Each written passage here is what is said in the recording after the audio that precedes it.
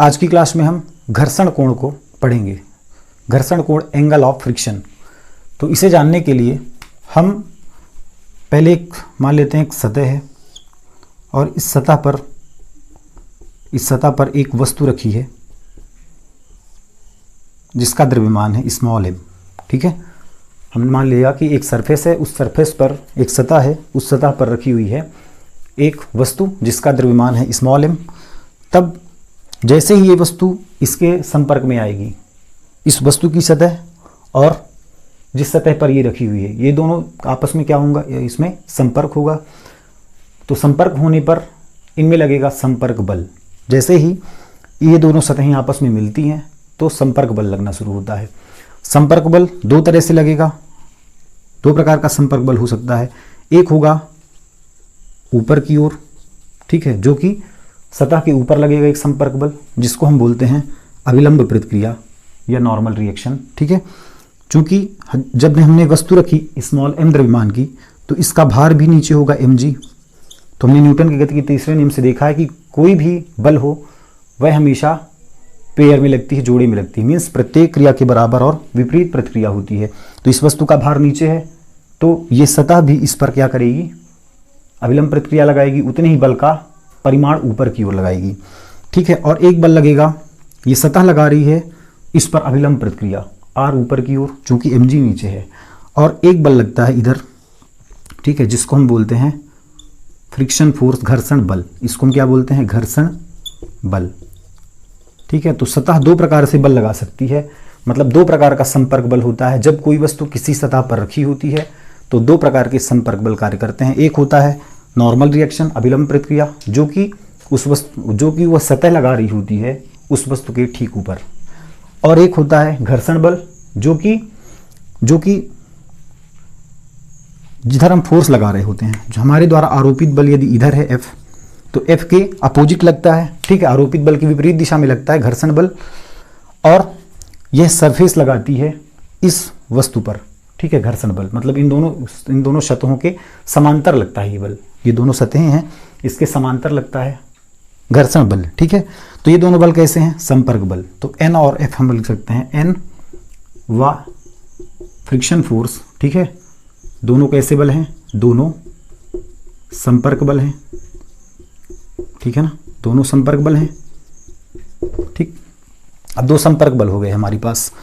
अब देखो, जो घर्षण बल लग रहा है तो वह घर्षण बल कब लगेगा, जब हमारे द्वारा आरोपित बल का मान, यदि हम बल लगा रहे हैं और हमारे द्वारा आरोपित बल का मान यदि घर्षण बल से हमारे द्वारा आरोपित बल का मान यदि घर्षण बल से कम है, ठीक, हम बल लगा रहे हैं लेकिन हमारे द्वारा लगाए गए बल का मान घर्षण बल से कम है, तो वस्तु में कैसा घर्षण उत्पन्न हो जाएगा, स्थैतिक घर्षण। ठीक है, मीन्स वस्तु मोशन नहीं करेगी, स्टैटिक, वस्तु स्थिर रहेगी, गति नहीं करेगी। क्यों? क्योंकि हमारे द्वारा लगाए गए बल का मान उस सतह पर जो घर्षण बल लग रहा है उससे कम है, हम कम बल लगा पा रहे हैं, तो वस्तु वहीं पर रहेगी, मीन्स वस्तु गति नहीं करेगी, वस्तु मोशन में नहीं आएगी। अब यदि हम बल आरोपित करें और हमारे द्वारा आरोपित बल का मान इस घर्षण बल के बराबर हो जाए, यदि हम बल लगा रहे हैं और बल लगाने पर हमारे द्वारा आरोपित बल का मान यदि घर्षण बल के बराबर हो गया, तो वस्तु किस सिचुएशन पे आ जाएगी, वस्तु अब ठीक चलने की स्थिति में आ जाएगी। मीन्स वस्तु में इस समय जो लगेगा घर्षण उसको हम बोलेंगे सीमांत घर्षण। ठीक है, इस कंडीशन पर लगेगा सीमांत घर्षण। और यदि हमारे द्वारा आरोपित बल का मान अधिक हो गया इस घर्षण बल से, यदि हम बल लगा रहे हैं और बल की विपरीत दिशा में हमको क्या मिलता है, घर्षण बल, तो यदि हमारे द्वारा आरोपित बल का मान उस घर्षण बल से अधिक हो गया तो वस्तु फिर चल पड़ेगी, वस्तु गति में आ जाएगी, मोशन में आ जाएगी। उस समय जो घर्षण लग रहा होगा वह होगा गतिक घर्षण।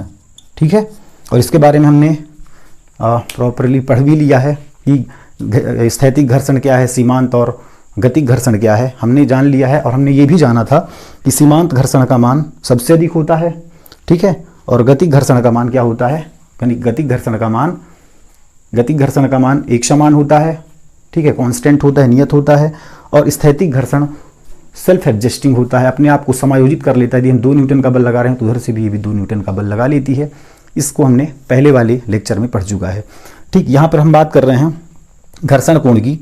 तो हम जानते हैं कि N नॉर्मल रिएक्शन और फ्रिक्शन फोर्स, अभिलंब प्रतिक्रिया और घर्षण बल दोनों संपर्क बल हैं। ये दोनों कांटेक्ट में हैं, दोनों संपर्क में हैं, मीन्स ये संपर्क बल लग रहे हैं। अब देखो दो प्रकार के बल हमारे पास हैं। यदि हमारे पास दो प्रकार के बल हो जाएं तो हमें परिणामी बल यदि निकालना हो, ठीक है, यदि हमें परिणामी बल निकालना हो तो परिणामी कहाँ निकलेगा? ठीक इन दोनों के बीचों बीच जो रिजल्टेंट होगा, जो परिणामी बल होगा, ठीक है, वह कैसा होगा? ठीक इन दोनों के बीचों बीच। जैसे हम मान लेते हैं दो वेक्टर हमने बना लिया, ठीक, इधर हो गया वेक्टर ए, इधर हो गया वेक्टर बी। तो जो परिणामी वेक्टर बनेगा, जो आर बनेगा, आर वह क्या होगा? आर वेक्टर क्या होगा? ए वेक्टर और बी वेक्टर के योग के बराबर होगा, ठीक है।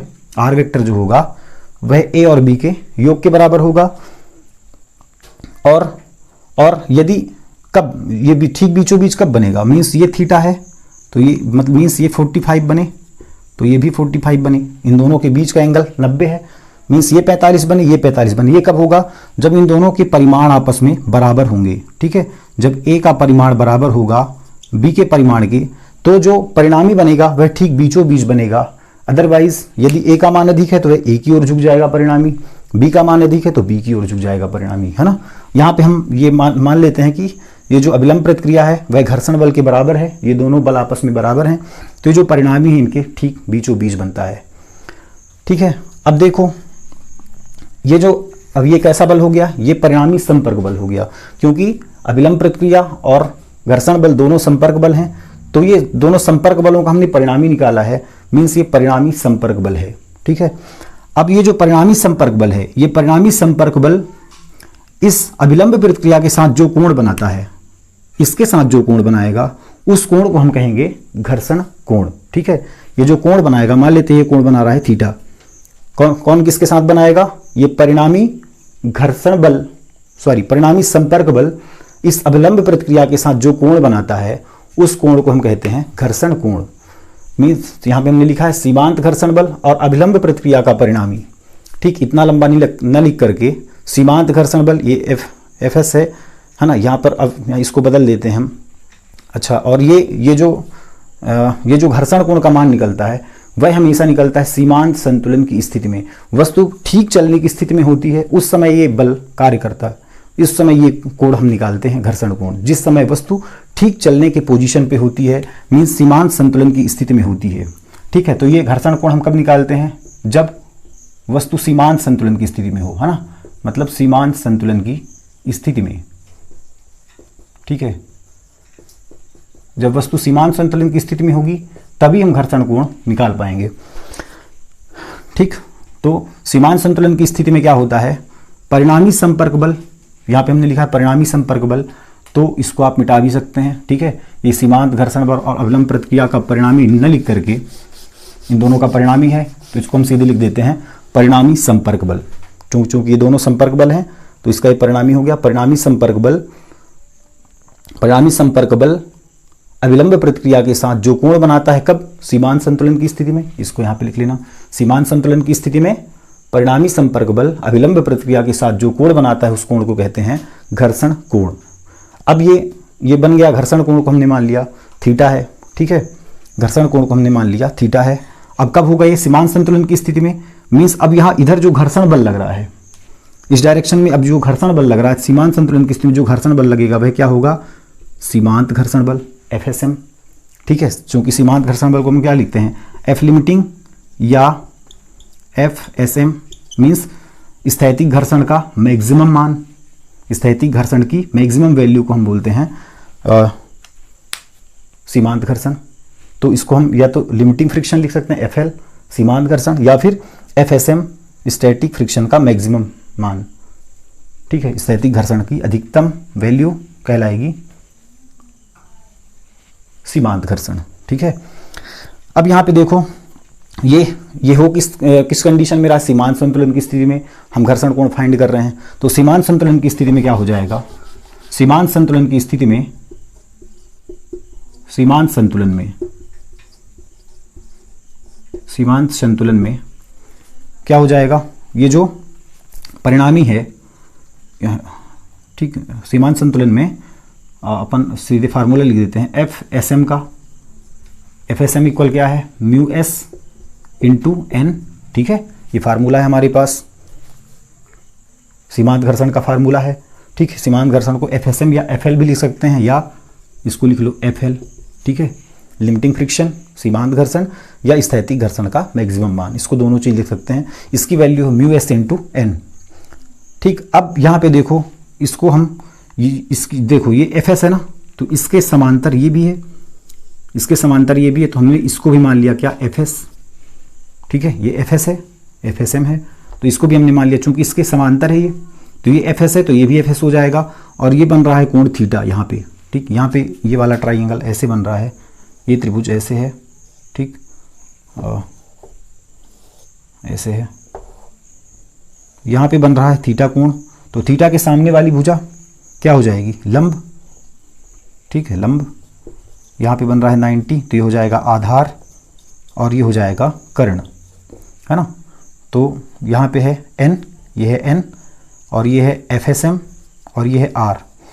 तो यहाँ पे हमको क्या चाहिए है, यहाँ पे हम समकोण त्रिभुज में देख लो, समकोण त्रिभुज को कुछ नाम दे लो, ओ ए बी। ठीक है, तो समकोण त्रिभुज ओ ई बी में, समकोण त्रिभुज ओ ए बी में टेन थीटा लगा लो।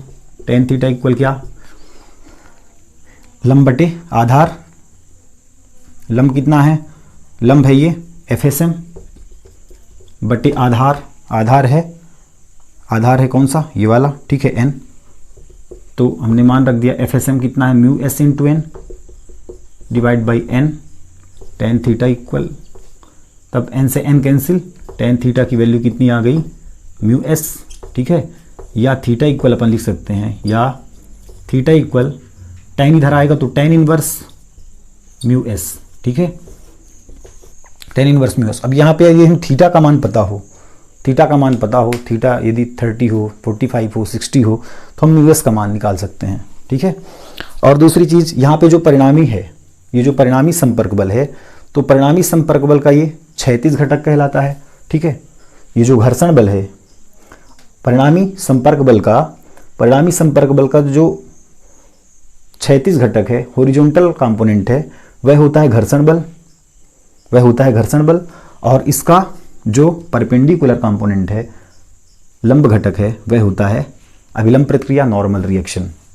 ठीक है, तो इसके दो कंपोनेंट हैं, एफ एस और एन, दो घटक हैं इसके ना, अपरिणामी के दो घटक हैं। तो क्षैतिज घटक, ये क्षैतिज घटक कहलाता है घर्षण बल, और ये लंब घटक कहलाता है अभिलंब प्रतिक्रिया, नॉर्मल रिएक्शन। और ये कब हम घर्षण कोण कब फाइंड कर रहे होते हैं, कब निकालते हैं, जब वस्तु ठीक चलने की स्थिति में होती है, जब उस पर सीमांत घर्षण बल कार्य कर रहा होता है। ठीक है, तो इसका फार्मूला, इसकी डिफिनेशन क्या बनेगी, सीमांत घर्षण बल और अभिलंब प्रतिक्रिया का परिणामी। ठीक है, सीमांत घर्षण बल और अभिलंब प्रतिक्रिया का परिणामी, इन दोनों का परिणामी अभिलंब प्रतिक्रिया के साथ जो कोण बनाता है, ये लिख सकते हैं। या फिर परिणामी संपर्क बल और अभिलंब प्रतिक्रिया के, परिणामी संपर्क बल अभिलंब प्रतिक्रिया के साथ जो कोण बनाता है, परिणामी संपर्क बल आर अभिलंब प्रतिक्रिया के साथ जो कोण बनाता है, उस कोण को कहते हैं हम घर्षण कोण। ठीक है, और इसको अपन क्या लिख सकते हैं, ten theta equal mu S, है ना। इसको अपन लिख सकते हैं कि घर्षण कोण की स्पर्शज्या, टेन थीटा क्या है, स्पर्शज्या। हम क्या निकाल रहे हैं, घर्षण कोण, हमने घर्षण कोण निकाला है। तो घर्षण कोण की जो स्पर्शज्या है, वह स्थैतिक घर्षण गुणांक के बराबर होती है। ठीक है, म्यू एस क्या है, स्थैतिक घर्षण गुणांक, तो स्थैतिक घर्षण गुणांक के बराबर होती है कौन, घर्षण कोण की स्पर्शज्या। तो इसको लिख सकते हो घर्षण कोण की स्पर्शज्या, टेन थीटा मीन्स स्पर्शज्या, घर्षण कोण की, थीटा क्या है, घर्षण कोण, तो घर्षण कोण की स्पर्शज्या, टेन मीन्स स्पर्शज्या, किसके बराबर होती है, म्यू एस मीन्स स्थैतिक घर्षण गुणांक के बराबर होती है। तो हम जानते हैं कि साइन थीटा को हम ज्या बोलते हैं, कॉस थीटा को कोज्या और टेन थीटा को स्पर्शज्या। ठीक है, साइन है तो ज्या, कॉस है तो कोज्या और टेन है तो स्पर्शज्या। ठीक, तो घर्षण कोण हमने जाना आज कि घर्षण कोण है क्या, घर्षण कोण है जब कोई वस्तु ठीक चलने की स्थिति में होती है, मीन्स जब हमारे द्वारा लगाया गया बल जब उस घर्षण बल के बराबर हो जाता है। ठीक है, उस घर्षण बल के बराबर हो जाता है, एफ इक्वल एफ एफ, है ना। बल हो जब बराबर हो जाता है किसके, जब हमारे द्वारा लगाया गया बल इसके द्वारा लगाए गए बल के बराबर हो जाता है। सतह जो बल लगाती है उसके बराबर हो जाता है। मीन्स बल जब बराबर हो जाता है, आरोपित बल जब बराबर हो जाता है घर्षण बल के, तो वस्तु सीमांत संतुलन की स्थिति में हो जाती है। अब इससे अधिक का जब हम थोड़ी सी भी बल लगा दें तो वस्तु गति में आ जाएगी, तो उस समय जो बल लगेगा वह होगा गति घर्षण बल। तो वस्तु जब सीमांत संतुलन की स्थिति में होती है तभी हम घर्षण कोण निकाल पाते हैं। तो इसके लिए बहुत ज़रूरी बात है कि वस्तु को सीमांत संतुलन की स्थिति में होना चाहिए। ठीक है, धन्यवाद।